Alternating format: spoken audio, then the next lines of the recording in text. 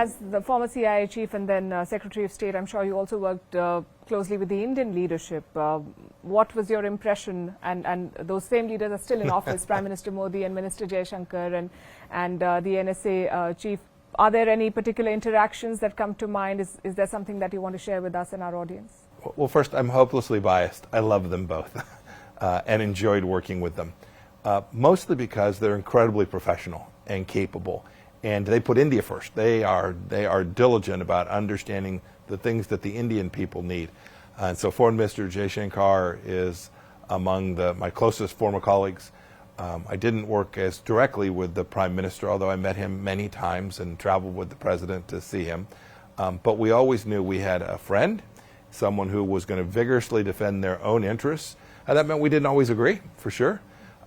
But we knew we had a good, responsible counterparty that was working on many of the same things we were to make life better for the people of their own country and people of the world.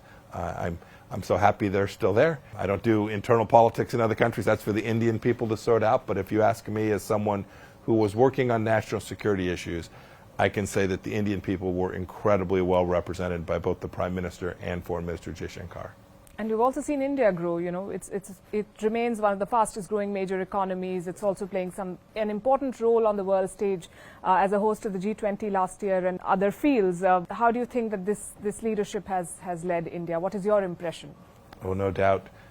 They have continued what has been a progression in India, and now they are a critically important global player, a critically important global player regionally, in the Indian Sea, in the South Pacific, in the challenges that we all confront from the Chinese Communist Party, a critical player in economic matters, which are really at the center of security, incredible economic partner for the United States. So many Americans doing business here. I did business here in the early 2000s. I ran a machine shop outside of Hyderabad, Chennai, for many years, so I know this country well.